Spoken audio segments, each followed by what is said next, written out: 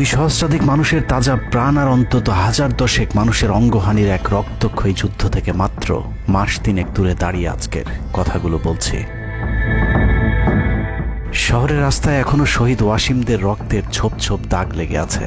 স্বাভাবিক জীবনে ফিরতে পারেনি এখনো শহীদের পরিবারগুলো। ইয়ামিনের মা হয়তো কাউকে পেলেই জানতে চাইছে আমার খোকার উপর কিসের এত রাগ ছিল ওদের।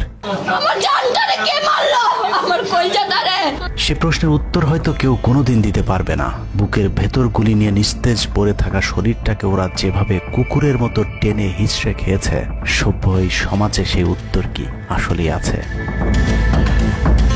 পুড়ে যাওয়া লাশগুলোর কথা মনে করে সারা জীবন হয়তো হৃদয়টা পুড়তে থাকবে হতভাগা সেই মায়েদের।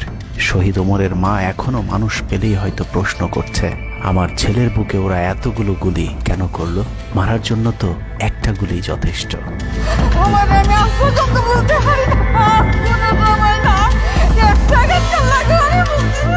তৃষ্ণা পেলে মুগ্ধের মায়ের হয়তো কানে বেজে উঠবে, পানি লাগবে, পানি।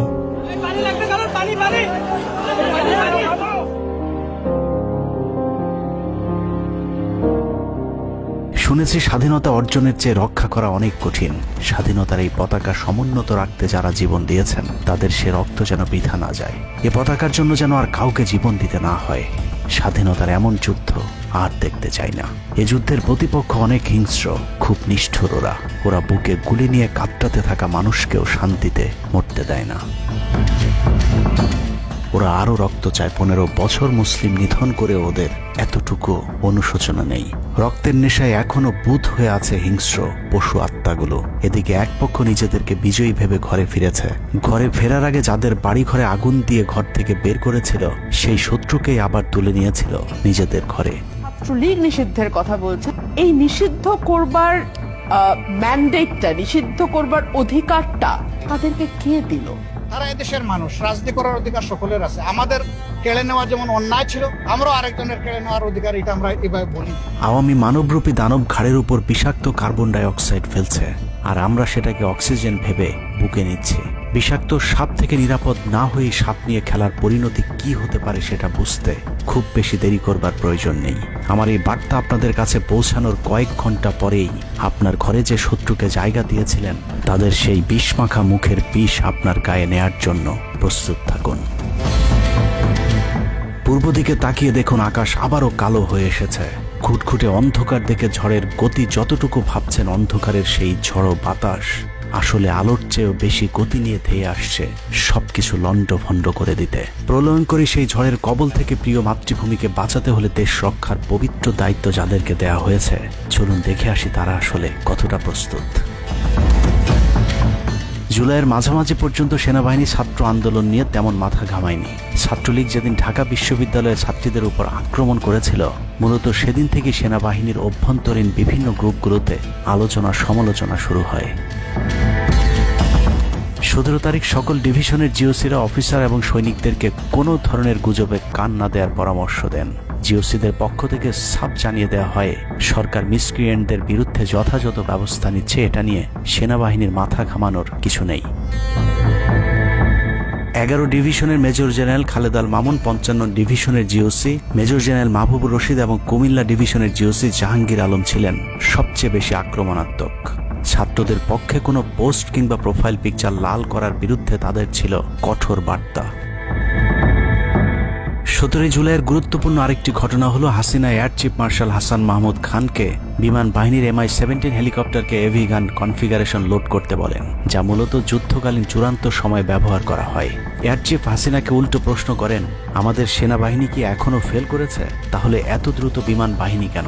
বিমান বাহিনী প্রধানের মুখের উপর এমন বক্তব্যে শেখ হাসিনা প্রচণ্ড ক্ষেপে যান। এর পরপরই তিনি বিমান বাহিনী প্রধানের বিরুদ্ধে পদক্ষেপ নেওয়ার জন্য ব্রিগেডিয়ার জেনারেল ইমরান হামিদ এবং লেফটেন্যান্ট জেনারেল মুজিবকে নির্দেশ দেন। আর্মি ইন্টেলিজেন্স থেকে এই পরিকল্পনার তথ্য জেনে বিমান বাহিনী প্রধান ওই রাতেই তার নিরাপত্তার জন্য গাজীপুর থেকে এয়ার কমান্ড নিয়ে আসেন, যে ইউনিটটি এখনও বিমান বাহিনী প্রধানের নিরাপত্তার দায়িত্বে ঢাকাতেই অবস্থান করছে। যাই হোক, বিমান বাহিনী প্রধান সেদিন রাজি হলে ব্ল্যাক আউটের সময়টা আরও ভয়ঙ্কর হতে পারত। বিমান বাহিনীর সহায়তা না পেয়ে শেখ হাসিনা পরদিন র্যাব প্রধানকে ডেকে আদেশ দেন তার হেলিকপ্টার প্রস্তুত রাখার। র্যাব প্রধান হাসিনার আদেশ অনুযায়ী ছাত্রদের বিরুদ্ধে অপারেশনে হেলিকপ্টার ব্যবহার করেন। হেলিকপ্টারের গুলিতে যতগুলো হতাহতের ঘটনা ঘটেছে সবগুলোই র্যাবের হেলিকপ্টার থেকে করা হয়েছিল। র্যাবের পাশাপাশি ঢাকার বাইরে দু একটি বাদে প্রায় সবকটি ডিভিশনের জিওসিরা দেশের বিরুদ্ধে অবস্থান নিয়েছিলেন। ঢাকার বাইরে থেকে বিশেষ করে ডিভিশন সাপোর্ট ব্যাটালিয়নকে অগ্রাধিকার ভিত্তিতে ঢাকায় নিয়ে আসা হয়, কারণ তাদের সাথে এপিসি সুবিধা ছিল। এপিসি গাড়িগুলো মূলত ছাত্রদের বিরুদ্ধে চূড়ান্ত পদক্ষেপ নেওয়ার জন্যই আনা হয়েছিল। রাষ্ট্রীয় গুরুত্বপূর্ণ এলাকা কেপিআই রক্ষায় 19 তারিখে সেনা নামানোর সিদ্ধান্ত নেওয়া হয়। নিয়ম অনুযায়ী সেনাবাহিনীর কেপিআই রক্ষার দায়িত্ব পালন করার কথা থাকলেও বিভিন্ন জায়গায় দেখা গেছে সেনাবাহিনীর ছত্রছায়ায় পুলিশ এবং আওয়ামী লীগ ছাত্রলীগের সন্ত্রাসীরা ছাত্রদের উপর হামলা চালিয়েছে। কোথাও সরাসরি সেনাবাহিনীকেও গুলি চালাতে দেখা গেছে। এর মধ্যে ঢাকার 46 পদাতিক ডিভিশনের ইনফ্যান্ট্রি ব্রিগেডের ইউনিটগুলো ঢাকার প্রাণ কেন্দ্রগুলোতে ছাত্রদের উপর সবচেয়ে বেশি দমন পীড়ন চালিয়েছে। অনুসন্ধানে 19 থেকে 23 জুলাই পর্যন্ত গণহত্যার সাথে জড়িত সেনাবাহিনীর কয়েকজন অফিসারের নাম উঠে এসেছে, যারা এখনো পর্যন্ত গুরুত্বপূর্ণ সব পদে বহাল আছেন, যা ডক্টর মোহাম্মদ ইউনূস সরকারের জন্য অত্যন্ত বিপজ্জনক। কতটা বিপজ্জনক সেটা বোঝার জন্য আন্দোলনের সময়টাতে ওই অফিসারদের ভূমিকা কি ছিল সেটা একটু দেখে আসি। আন্দোলনের সবচেয়ে বেশি রক্তক্ষেকো ছিলেন বিজিবির ডিজি মেজর জেনারেল আশরাফ। সূত্র জানিয়েছে ভারতীয় নাগরিকদের বিজিবির পোশাক পরিয়ে মাঠে নামিয়েছিলেন বিজিবির এই মহাপরিচালক। সেনাবাহিনী শেখ হাসিনাকে পদত্যাগের পরামর্শ দেওয়ার পরেও শুধু বিজিবিকে নিয়ে হত্যাকাণ্ড চালিয়ে শেখ হাসিনাকে ক্ষমতায় রাখার গ্যারান্টি দিয়েছিলেন মেজর জেনারেল আশরাফ। 5 তারিখ হাসিনা পালিয়ে যাবার আগ মুহূর্তে তিনি স্বরাষ্ট্রমন্ত্রীকে ফোন করে বলেছিলেন কয়েক হাজার মানুষ মারলেই পরিস্থিতি ঠান্ডা হয়ে যাবে, অতএব কোনো অবস্থাতেই যেন প্রধানমন্ত্রী পালিয়ে না যান। স্বরাষ্ট্রমন্ত্রীকে তিনি এমনটাই পরামর্শ দিয়েছিলেন। 5 তারিখ সকাল থেকে দুপুর পর্যন্ত ঢাকা শহরে সবচেয়ে বেশি তৎপরতা ছিল বিজেপির। ওই দিন সকাল থেকেই ঢাকার প্রবেশ পথগুলোতে চেকপোস্ট বসিয়ে তল্লাশি চালিয়েছিল মেজর জেনারেল আশরাফের বিজিবি। বিজিবির একটি সূত্র জানিয়েছে বিজিবি মহাপরিচালক প্রতিদিন সিওদের কাছ থেকে হিসেব নিতেন কে কতজন ছাত্র হত্যা করেছে। বিজিবি মহাপরিচালকের নির্দেশনায় খুনের সেই প্রতিযোগিতায় সবচেয়ে ভালো পারফর্মার ছিল কর্নেল রিদওয়ান। সূত্রের মতে ছাত্র আন্দোলনে বিজিবি অন্তত 500 শিক্ষার্থীকে গুলি করে হত্যা করেছে। বিজিবি প্রধান এবং রিদওয়ানের মতো তার অনুগত অফিসারদের জেলে থাকার কথা, কিন্তু তারা এখনো গুরুত্বপূর্ণ সব দায়িত্ব পালন করে যাচ্ছে। আর মেজর জেনারেল আশরাফ এখন পর্যন্ত বিজিবি প্রধানের চেয়ারেই বসে আছেন।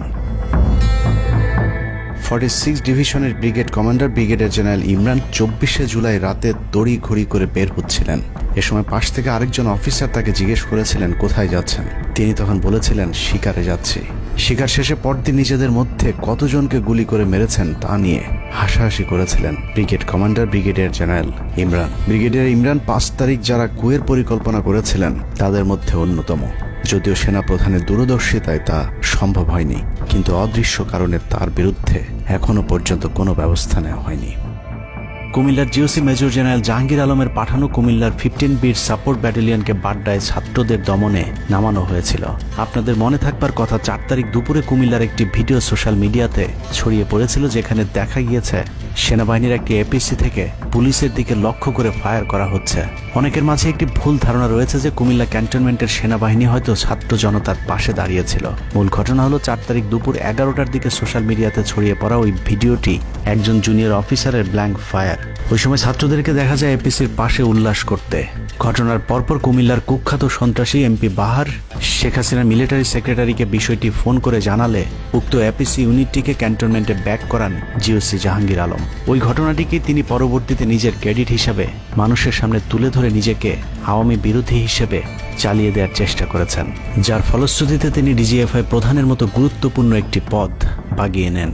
অথচ 4 তারিখ ওই ঘটনা বাদে কুমিল্লায় সবখানে সেনাবাহিনীর পাহারায় ছাত্র জনতাকে হত্যা করেছে আওয়ামী সন্ত্রাসীরা। 5 তারিখ সেনাবাহিনীর তৎকালীন chief of general staff lieutenant general Shahinul Haque খুনিদের অন্যতম একজন। কট্টর ভারতপন্থী এই দালাল আন্দোলনের শুরু থেকে শেষ পর্যন্ত হাসিনাকে টিকিয়ে রাখার যুদ্ধ চালিয়ে গিয়েছে। হাসিনা চলে যাবার পরও সেনাবাহিনীতে কু করার চেষ্টা করেছেন শাহিনুল হক। অথচ সেনাপ্রধান মধুর শাস্তি হিসেবে তাকে সিজিএস থেকে সরিয়ে এনডিসির কমান্ডেন্টের মতো গুরুত্বপূর্ণ পদে বসিয়েছেন। এছাড়া সম্প্রতি আওয়ামী ঘেঁষায় এই কর্মকর্তাকে 15 বছর ধরে যেসব সেনাবাহিনীর কর্মকর্তারা প্রমোশন বঞ্চিত ছিলেন তাদের প্রমোশনের লক্ষ্যে গঠিত কমিটির প্রধান করা হয়েছে তাকে, যে কারণে বঞ্চিত অফিসারেরা শঙ্কায় আছেন ন্যায্য অধিকার ফিরে পাবার। নবম ডিভিশনকে মনে করা হয় ঢাকার সেফগার্ড। এই পদে প্রধানমন্ত্রীর সবচেয়ে বিশ্বস্ত অফিসারকে বসানো হয় সব সময়। নবম ডিভিশনের জিওসি মেজর জেনারেল মঈন খানও ছিলেন হাসিনার গুম খুনের অন্যতম দোসর, অথচ তাকে এখনো পর্যন্ত স্বপদে বহাল রাখা হয়েছে, যা অত্যন্ত ঝুঁকিপূর্ণ। 5 তারিখের আগে আশুলিয়াতে ছাত্র হত্যা থেকে শুরু করে 5 তারিখের পরে গার্মেন্টসের সব অস্থিরতার জন্য নবম ডিভিশনের এই জিওসি সরাসরি যুক্ত। সেনাবাহিনীর স্পর্শকাতর আরেকটি জায়গায় বসে আছেন আরেক খুনি ব্রিগেডিয়ার জেনারেল সেলিম আজাদ। সেনাবাহিনীর সিভিল যে কোনো অপারেশনে যেতে ডিরেক্টর মিলিটারি অপারেশনের পারমিশন নেওয়া বাধ্যতামূলক। এমনকি জরুরি ভিত্তিতে কোনো অপারেশনে যেতে হলেও তাকে অবশ্যই পরে অবহিত করতে হয়। অর্থাৎ তার অনুমতিক্রমে সেনাবাহিনী ঢাকাতে সব হত্যাকাণ্ড চালিয়েছে। শুধু তাই নয়, তিনি খবর রাখতেন যারা অপারেশনে ছাত্রদের উপর গুলি চালাতো না তাদেরকে নাজিমুদ্দৌলা অকথ্য ভাষায় গালাগাল করত। নাজিমুদ্দৌলা সাবেক কুখ্যাত ডিজিএফআই ডিজি মেজর জেনারেল আকবর হোসেনের এপিএস ছিলেন, অথচ তাকে এখনো পর্যন্ত তার সেই গুরুত্বপূর্ণ পদ থেকে সরানো হয়নি। ব্রিগেডিয়ার জেনারেল আকসার ইন্টারন্যাশনাল অ্যাফেয়ার্স ব্যুরো আইএবির ডিরেক্টরের দায়িত্বে আছেন। বহুল আলোচিত আয়নাঘরের পুরো নিয়ন্ত্রণ ছিল সেনাবাহিনীর এই কর্মকর্তার হাতে। তার হাতেই রাজনৈতিক দল এবং নেতাদের ভাগ্য নির্ধারিত হয়। আওয়ামী লীগ সরকারের সময়কার গুরুত্বপূর্ণ সেই দায়িত্ব পালন করা ব্যক্তি এখনো পর্যন্ত তার সেই পুরাতন দায়িত্বই পালন করে যাচ্ছেন। সেনা সূত্র জানিয়েছে আকসারের ভারত কানেকশন এতটাই শক্তিশালী যে সেনা প্রধানও নাকি তাকে তার চেয়ার থেকে সরাতে পারছেন না। কদমবুচি জেনারেল খ্যাত মেজর জেনারেল মাহবুবুর রশিদ যশোর ডিভিশনের জিওসি সামরিক নিয়ম ভেঙে গোপালগঞ্জের সবার সামনে হাসিনার পা ছুঁয়ে সালাম করেছিলেন major general Mahbubur Rashid. 5 August এবং 7 আগস্ট সেনাবাহিনীর গাড়ি পোড়ানোর পরেও সেনাবাহিনীকে কোনো অ্যাকশনে যেতে দেয়নি সেনাবাহিনীর এই আওয়ামী কর্মকর্তা। সূত্র জানিয়েছে 5 তারিখের পর থেকে এ পর্যন্ত একাধিকবার গোপালগঞ্জ আওয়ামী লীগ নেতাদের বাড়িতে গিয়ে বৈঠক করেছেন তিনি, অথচ মাহবুবকে এখনো পর্যন্ত জিওসির পদে বসিয়ে রাখা হয়েছে। তার এই ক্ষমতাকে কাজে লাগিয়ে আওয়ামী লীগের অসংখ্য নেতাকর্মীকে ভারতে যাবার সুযোগ করে দিয়েছেন major general Mahbubur Rashid. Colonel Asad Khulna DGFI এর ডেড কমান্ডার। সেখানে বসে তিনি রয়ের সব পরিকল্পনা বাস্তবায়ন করে যাচ্ছে। জুলাই আন্দোলনের সময় যিনি আর্মি অফিসারদেরকে বলেছিলেন দেখে দেখে গুলি করেন, প্রতি গুলিতে একটা করে মারতে হবে, অথচ সেই কর্মকর্তা এখনো খুলনাতে বসে বিএনপি জামায়াতের নেতাকর্মীদের মধ্যে বিভক্তির ষড়যন্ত্র করে যাচ্ছে। খুলনা অঞ্চল দিয়ে তার সহায়তায় শেখ পরিবারের সবচেয়ে বেশি সংখ্যক সদস্য ভারতে পালিয়েছে। বগুড়া ডিভিশনের GOC major general Khaled Al Mamun এখনও জিওসি পদে আছেন। বগুড়া থেকে আসা 11 ডিভিশনের 7 ইস্ট বেঙ্গল এনে ঢাকার প্রবেশ পথ নিয়ন্ত্রণের জন্য গাজীপুরে রেখেছিলেন তিনি। উত্তরা গাজীপুর এলাকায় সংঘটিত হত্যাকাণ্ডের বেশিরভাগই জড়িত ছিল বগুড়ার 7 ইস্ট বেঙ্গল। রহস্যজনক কারণে 7 ইস্ট বেঙ্গলকে এখনো পর্যন্ত বগুড়ায় ফেরত না পাঠিয়ে ঢাকাতেই রাখা হয়েছে। মেজর জেনারেল ফেরদৌস হাসান সেলিম, যার মা ছিলেন হাসিনার অত্যন্ত ঘনিষ্ঠ বান্ধবী। ফেরদৌস সেলিম শেখ হাসিনাকে ফুপু বলে ডাকতেন। 27তম বিএমএ লং কোর্সের এই অফিসারের পাসিং আউটে শেখ হাসিনা নিজে উপস্থিত ছিলেন, যদিও হাসিনা তখন বিরোধী দলীয় নেত্রী ছিলেন। ডিজিএফের পদে থাকাকালীন হাসিনার টাকা পাচার এবং থাইল্যান্ডের বিভিন্ন ব্যবসা দেখাশোনার দায়িত্ব ছিল তার। 5 তারিখের সময়টাতে গুরুত্বপূর্ণ কোনো পদে না থাকায় নিজেকে এখন আওয়ামী বিরোধী দাবি করছেন ফেরদৌস হাসান সেলিম। ভয়ঙ্কর বিষয় হচ্ছে ডক্টর মোহাম্মদ ইউনূসকে ভুল বুঝে ইউনূসের মিলিটারি সেক্রেটারির পদে বসে সব কুটচাল চেলে যাচ্ছেন major general Ferdous Hasan. Guarantee দিয়ে বলে রাখলাম, সুযোগ পেলে সবার আগে ডক্টর মোহাম্মদ ইউনূসের মিলিটারি সেক্রেটারি নিজেই ইউনূসের গলা চেপে ধরবে। অতএব যত দ্রুত সম্ভব ডক্টর মোহাম্মদ ইউনূসের মিলিটারি সেক্রেটারির পদ থেকে তাকে সরাতে হবে। শেখ হাসিনার গণভবন ঠেকাতে সবচেয়ে বেশি শক্ত বলয় তৈরি করা হয়েছিল। অনুসন্ধানে জানা যায় শেখ হাসিনাকে রক্ষা করতে গণভবনের আশপাশে সেনাবাহিনীর অন্তত 13টি অস্থায়ী চেকপোস্ট বসানো হয়েছিল, যেখানে east Bengal regiment, field regiment artillery, Bangladesh infantry regiment, infantry brigade headquarter সহ সেনাবাহিনীর বেশ কয়েকটি চেকপোস্ট বসানো হয়েছিল শুধুমাত্র শেখ হাসিনাকে রক্ষা করার জন্য। সেনাবাহিনীর এসব আর্মি অফিসারদের সম্মিলিত অপারেশনে ছাত্রদের উপর চালানো হয়েছে নির্মম নৃশংস হত্যাযজ্ঞ। কিন্তু এই হত্যাকাণ্ড সেনাবাহিনীর ভেতরে থাকা দেশপ্রেমিক অফিসারদের বিবেকের দরজা খুলে দিয়েছিল। 20 থেকে 23 জুলাই ইন্টারনেট বন্ধ করে যে পৈশাচিক হত্যাকাণ্ড চালানো হয়েছে সেই দৃশ্য যখন একের পর এক সামনে আসতে শুরু করেছিল, তখন সাধারণ মানুষ যেভাবে স্তম্ভিত হয়েছিল, ঠিক একইভাবে সেনাবাহিনীর বিবেকবান জুনিয়র এবং মধ্যম সারির অফিসারদেরকেও ব্যাপকভাবে নাড়া দেয়। ভিডিওগুলো যত ছড়িয়ে পড়ছিল ততই থমথমে হয়ে উঠতে থাকে সেনাবাহিনীর অভ্যন্তরীণ পরিবেশ। 27 তারিখ প্রাপ্ত গোয়েন্দা তথ্যের ভিত্তিতে সেনাপ্রধানকে জানানো হয় পরিস্থিতি নিয়ন্ত্রণের বাইরে চলে যাচ্ছে। কোনো অবস্থাতেই প্রধানমন্ত্রীকে ক্ষমতায় রেখে পরিস্থিতি নিয়ন্ত্রণ করা সম্ভব নয়। গোয়েন্দা ওই রিপোর্টে আরও জানানো হয় সেনাবাহিনীর ভেতরে বিদ্রোহের আশঙ্কা দেখা দিয়েছে। বিশেষ করে মধ্যম সারি এবং জুনিয়র অফিসারদের ভেতর ব্যাপক অসন্তোষ লক্ষ্য করা যায়। একই রিপোর্ট প্রধানমন্ত্রীর অফিসকেও অবহিত করা হয়। সেই রিপোর্টের পরেও কঠোর অবস্থানে যাবার সিদ্ধান্ত নেওয়া হয় সরকারের পক্ষ থেকে। এদিকে গোয়েন্দা রিপোর্টের প্রেক্ষিতে সেনা ইউনিটের মধ্যম সারি জুনিয়র অফিসার এবং সৈনিকদের উপর কঠিন সামরিক গোয়েন্দা নজরদারি চলতে থাকে, যে কারণে প্রচণ্ড ক্ষোভ থাকলেও কোনো ধরনের পূর্ব প্রস্তুতি ও পারস্পরিক যোগাযোগ না থাকায় সেনাবাহিনীর দেশপ্রেমিক অফিসার ও সৈনিকেরা কিংকর্তব্য বিমূঢ় হয়ে পড়েন।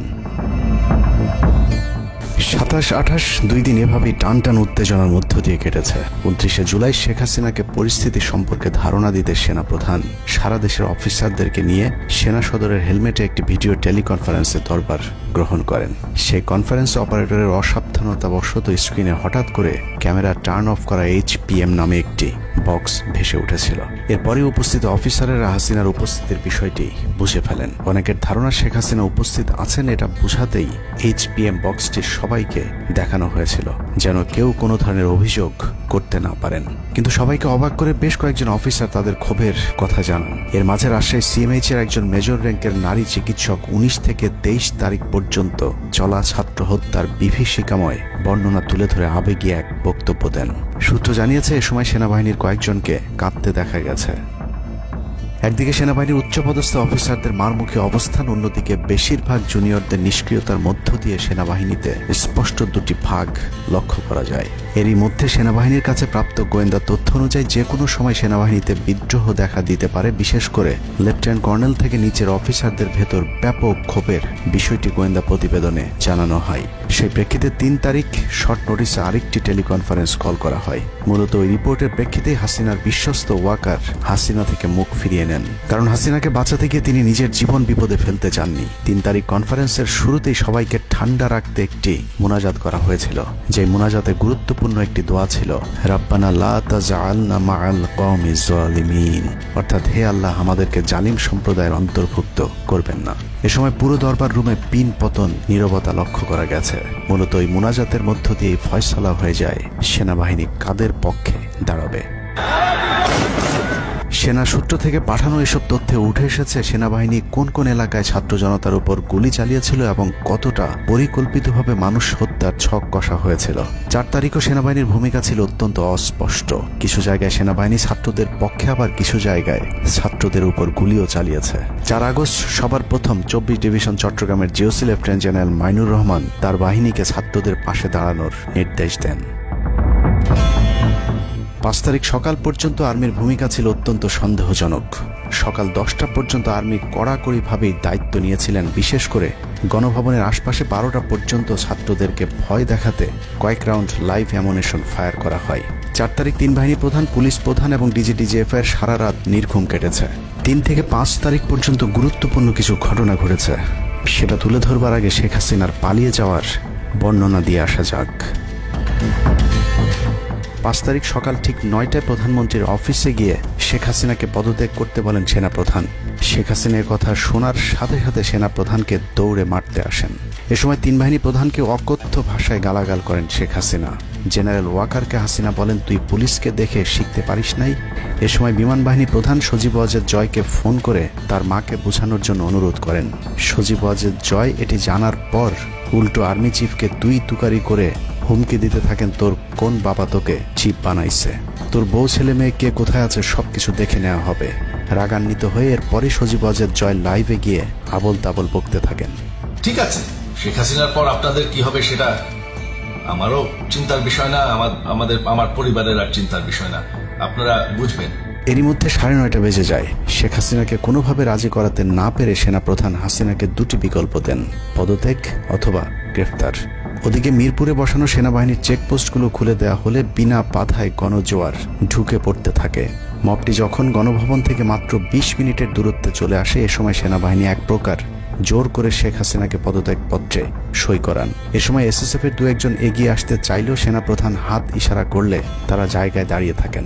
পদত্যাগের পর শেখ হাসিনা জাতির উদ্দেশ্যে ভাষণ দেওয়ার অনুরোধ করলে সেনাপ্রধান হাসিনাকে বলেন, জীবন বাঁচাতে চাইলে দ্রুত গাড়িতে গিয়ে উঠুন, জনগণ গণভবনে ঢুকে পড়ছে। সেনাবাহিনীর মতে শেখ হাসিনা সেদিন মাত্র 5 মিনিটের জন্য বেঁচে গিয়েছেন, তা না হলে জনগণ তাকে ধরে ফেলত। হাসিনাকে গণভবন থেকে উদ্ধার করে বিমানে ভারত পাঠিয়ে দেওয়ার জন্য মোট 3টি রুট প্ল্যান করা হয়েছিল। প্ল্যান এ, গণভবন থেকে গাড়িবহরে বিমান বাহিনীর ব্লু স্কাই স্কুলের গেট দিয়ে তেজগাঁও বিমানবন্দরে ঢুকে ঢাকা সেনানিবাসে প্রবেশ এবং তারপর বিএএফ বেস দিয়ে বিমান বাহিনীর রানওয়েতে প্রবেশ। সেখান থেকে বিমান বাহিনীর C-130 যে বিমানে ভারতে উড্ডয়ন। দুর্ভাগ্যজনকভাবে ততক্ষণে বিপ্লবী জনতার শেওড়াপাড়া রাস্তা দিয়ে বিমান বাহিনীর ব্লু স্কাই স্কুলের গেট ক্রস করে আগারগাঁও চৌরাস্তা পর্যন্ত চলে এসেছিল। ওদিক দিয়ে ক্যান্টনমেন্টের জাহাঙ্গীর গেটও ছাত্র জনতার দখলে, তাই গণভবন থেকে গাড়িতে করে ঢাকা সেনানিবাসে ঢোকার সব পথ বন্ধ হয়ে গিয়েছিল।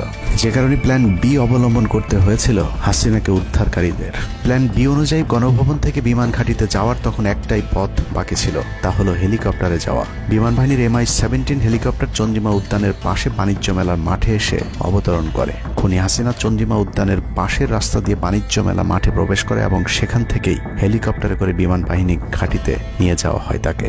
সেখানে গিয়ে তারেক সিদ্দিকী এবং সালমান এফ রহমানের জন্য কিছুক্ষণ অপেক্ষা করে শেখ হাসিনা। তবে শেষ পর্যন্ত সালমান এফ রহমানের পৌঁছাতে দেরি হয় শেখ হাসিনাকে নিয়ে কোনো গন্তব্য ছাড়াই 10টা 45 মিনিটে উড়াল দেয় বিমান বাহিনীর C-130 জুলিয়েট বিমানটি। সাধারণত বিমানের রুট ব্যবহারে কোড ব্যবহার করতে হলেও সেটা করেনি। রাডার ফাঁকি দিতে জীবনের ঝুঁকি নিয়ে এই পদ্ধতি অবলম্বন করা হয়েছিল। ফুল ফুয়েল লোড করা হয়, ভারতে যদি জায়গা না হয় তাহলে যেন মধ্যপ্রাচ্যের কোনো দেশ পর্যন্ত চলে যাওয়া যায়।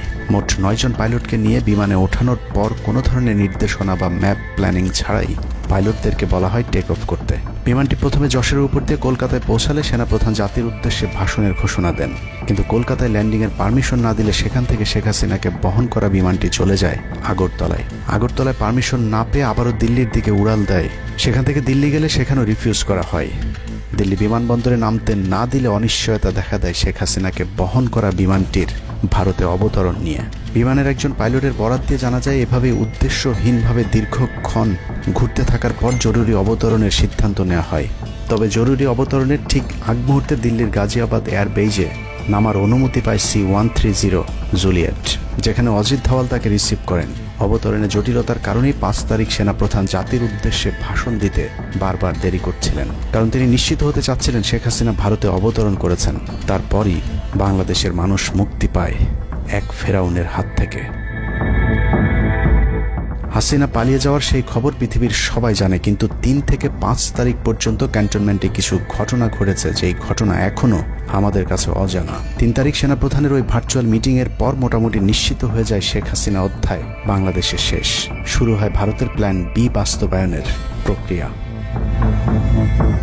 3 তারিখ রাতে আসিফ নজরুলের সাথে ডিজিএফআই কার্যালয়ের পাশের একটি ভবনে আসিফ নজরুলের ঘনিষ্ঠ বন্ধু major general Hamid, lieutenant general Mujib এবং মেজর জেনারেল ফেরদৌস সেলিমের একটি গোপন বৈঠক হয়, যেখানে ভারতীয় গোয়েন্দা সংস্থার 16 জন কর্মকর্তা উপস্থিত ছিলেন। মূলত 5 তারিখ শেখ হাসিনা পদত্যাগ করার পর করণীয় নির্ধারণ করতেই ওই বৈঠক অনুষ্ঠিত হয়। দীর্ঘ বৈঠক শেষে মোট 3টি বিকল্প নির্ধারণ করা হয়। প্রথমটি জরুরি অবস্থা জারি করে সেনাবাহিনীর হাতে ক্ষমতা দেয়া, দ্বিতীয়টি আসিফ নজরুলকে প্রধান উপদেষ্টা করে একটি অন্তর্বর্তীকালীন সরকার গঠন। অন্তর্বর্তীকালীন সরকারের ভেতরে যেন ভারতীয় বলয়ের লোকজন বেশি সংখ্যায় রাখা যায় সেটা নিশ্চিত করার ব্যাপারেও আলোচনা হয় বৈঠকে, এবং সেটা নিশ্চিত করতে আসিফ নজরুলের পেছনে সেনাবাহিনীর ওই অংশটির সর্বোচ্চ সাপোর্ট থাকারও নিশ্চয়তা দেওয়া হয়। মূলত আসিফ নজরুলকে সামনে রেখে সেনাবাহিনীর মাধ্যমেই দেশ চালানোর পরিকল্পনা করা হয়েছিল 3 তারিখের ওই গোপন বৈঠকে। 4 তারিখ 3 বাহিনী প্রধানের মধ্যে দফায় দফায় বৈঠক চলেছে।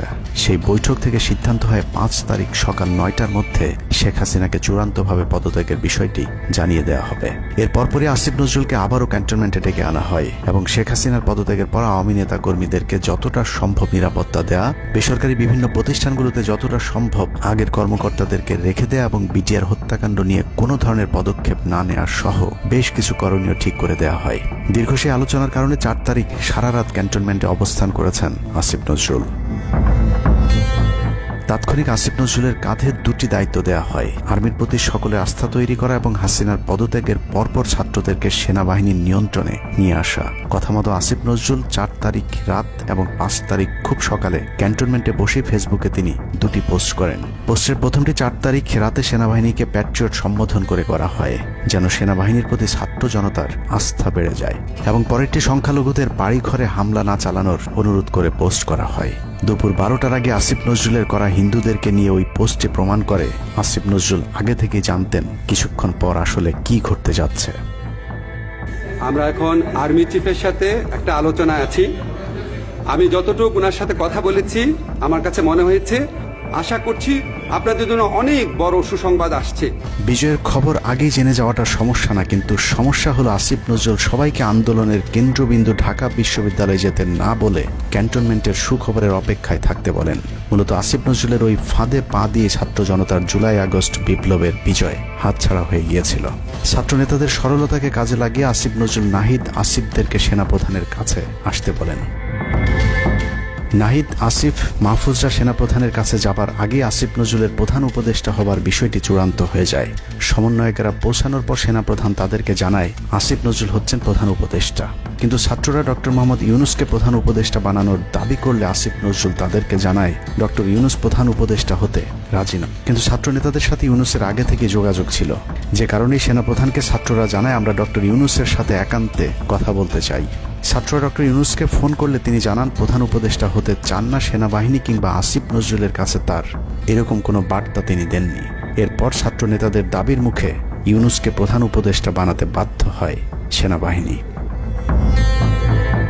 ডক্টর মোহাম্মদ ইউনূসকে প্রধান উপদেষ্টা করা হলেও ক্ষমতার কেন্দ্রে থেকে যায় ভারত নিয়ন্ত্রিত ক্যান্টনমেন্টের মদতপুষ্ট আসিফ নজরুল, যাকে তারা সুনিপুণভাবে গেল এক যুগে তিলে তিলে তৈরি করেছেন। আসিফ নজরুল তার মন্ত্রণালয়ের বাইরেও সবখানে নিয়োগ থেকে বদলি বরখাস্তের একক ক্ষমতা ভোগ করতে থাকে। একদিকে সেনাবাহিনীর ছত্রছায়া আসিফ নজরুলের হাত ধরে ভারতীয় এজেন্টদেরকে গুরুত্বপূর্ণ সব পদে বসানো হচ্ছিল, অন্যদিকে চলছিল পুরো দেশ দখলের ভয়ঙ্কর ষড়যন্ত্র। কিন্তু ছাত্রদের চাপের মুখে আসিফ নজরুলের পরিবর্তে ডক্টর মোহাম্মদ ইউনূসের প্রধান উপদেষ্টা হবার বিষয়টি কোনোভাবেই মেনে নিতে পারেনি সেনাবাহিনীর ভারতপন্থী অংশটি, যে কারণে 5 তারিখ রাতেই একটি ব্যর্থ সেনা কুয়ের ষড়যন্ত্র করা হয়েছিল। 5 তারিখের পরপর ইউনূসের একের পর এক ভারতীয় আগ্রাসন বিরোধী বক্তব্যে আতঙ্কিত হয়ে ওঠে ভারতীয় বলয়, যে কারণে 8 তারিখ শপথ নেয়ার আগেই ডক্টর মোহাম্মদ ইউনূসকে হত্যা করে সেনা কুয়ের আরেকটি চেষ্টা চালায় সেনাবাহিনীর ওই অংশটি। 8 তারিখ ডক্টর ইউনূসের নেতৃত্বে নতুন সরকার শপথের ঠিক আগ মুহূর্তে একটি সেনা কুয়ের চেষ্টা করা হয়। কুয়ের নেতৃত্ব দেন লেফটেন্যান্ট জেনারেল মুজিব এবং মেজর জেনারেল হামিদুল হক।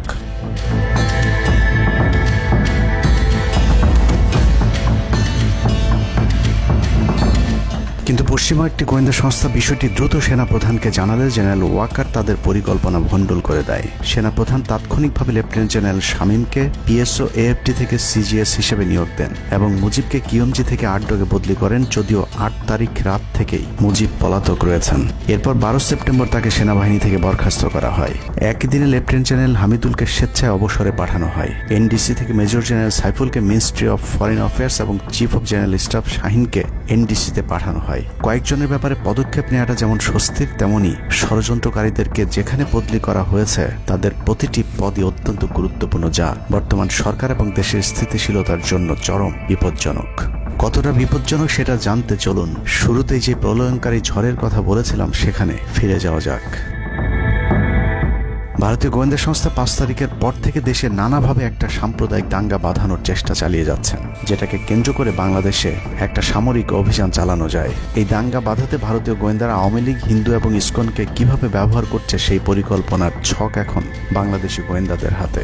একটি গোয়েন্দা সংস্থা থেকে যেসব তথ্য আমার কাছে পৌঁছেছে তা রীতিমতো এই দেশের অস্তিত্বের জন্য হুমকি স্বরূপ। আওয়ামী লীগ, হিন্দু আর ভারতের এই চক্রান্ত যদি সঠিকভাবে মোকাবেলা করা না যায় তাহলে অচিরেই বাংলাদেশের অবস্থা হবে হায়দ্রাবাদের মতো।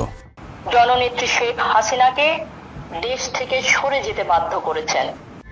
বাংলাদেশকে নিয়ে ভয়ঙ্কর এই চক্রান্তে জড়িত আওয়ামী লীগ, সনাতনী এবং ইসকনের অন্তত 40টি হোয়াটসঅ্যাপ গ্রুপ এবং জুম মিটিং এর ভিডিও হাতে পেয়েছে গোয়েন্দারা। গোয়েন্দাদের কাছে প্রাপ্ত এসব তথ্যে যা উঠে এসেছে তা আটকে ওঠার মতো।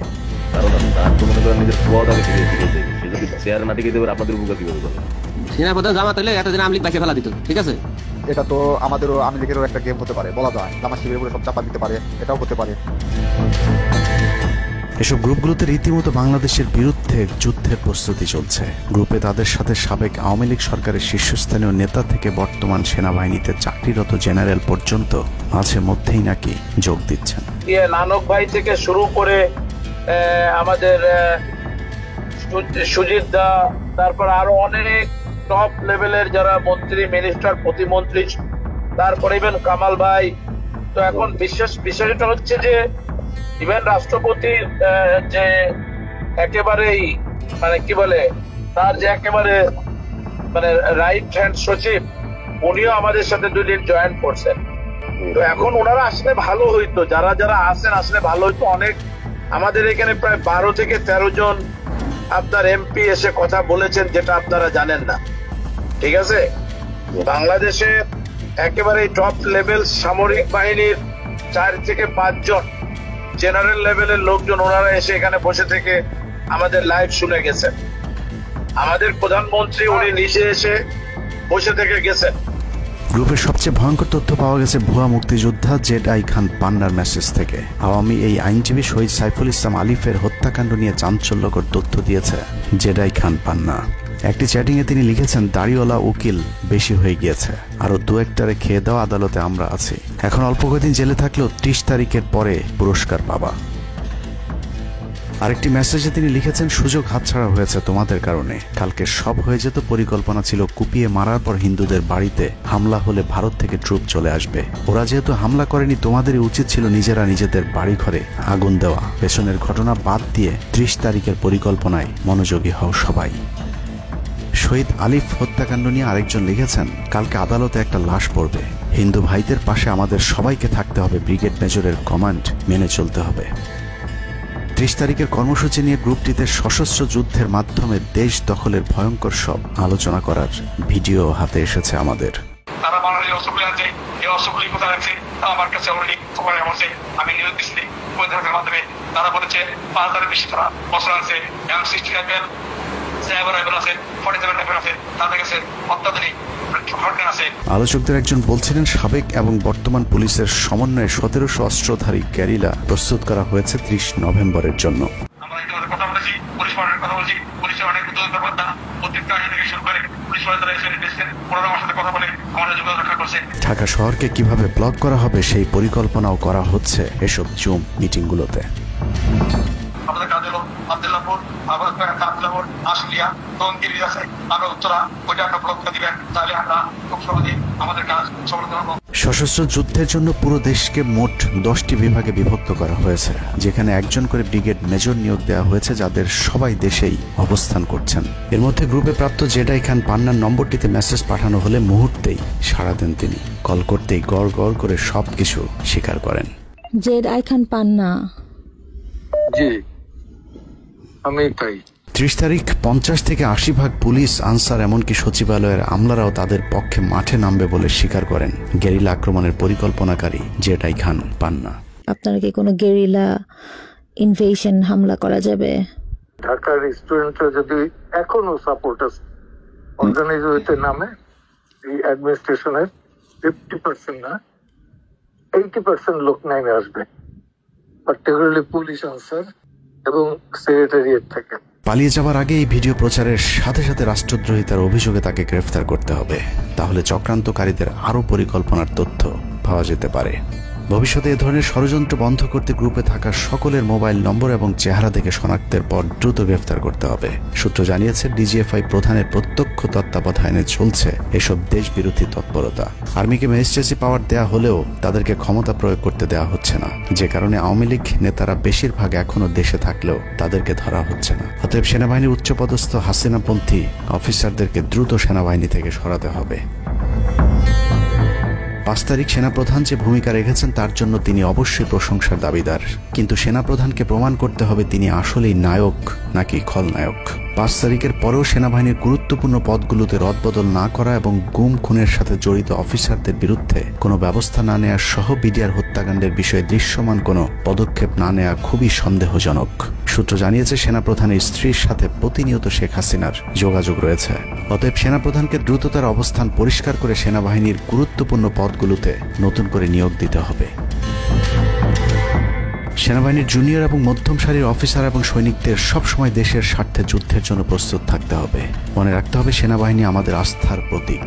সিনিয়র অফিসারদের দেশবিরোধী আদেশ এলে সৈনিকদেরকে নিয়ে তাদেরকে প্রতিহত করতে হবে। মনে রাখতে হবে, সংখ্যায় আপনাদের মতো দেশপ্রেমিকদের সংখ্যাই এখনো সেনাবাহিনীতে বেশি। দেশের যে কোনো প্রয়োজনে সেনাবাহিনী যদি জনগণকে ডাক দেয়, তাহলে এ দেশের প্রতিটি মানুষ জীবন দেওয়ার জন্য প্রস্তুত রয়েছে। ডক্টর মোহাম্মদ ইউনূসের পাশে থাকা ভারতীয় গুপ্তচর আসিফ নজরুল, মিলিটারি সেক্রেটারি ফেরদৌস হাসান সেলিম এবং প্রেস সেক্রেটারি শফিকুল আলমকে দ্রুত সরাতে হবে। প্রধান উপদেষ্টার সাথে ছাত্র নেতাদের সাক্ষাতের পথ সহজ করতে হবে। আসিফ নজরুলরা অসৎ উদ্দেশ্যে মাহফুজ আলমকে তার পাশ থেকে সরিয়েছে। অতএব যত দ্রুত সম্ভব মাহফুজ আলমকে আবারও বিশেষ সহকারীর পদে ফিরিয়ে আনতে হবে। গুরুত্বপূর্ণ যে কোনো সিদ্ধান্তের ক্ষেত্রে নাহিদ এবং আসিফদের মতামত প্রধান উপদেষ্টাকে গুরুত্বের সাথে নিতে হবে।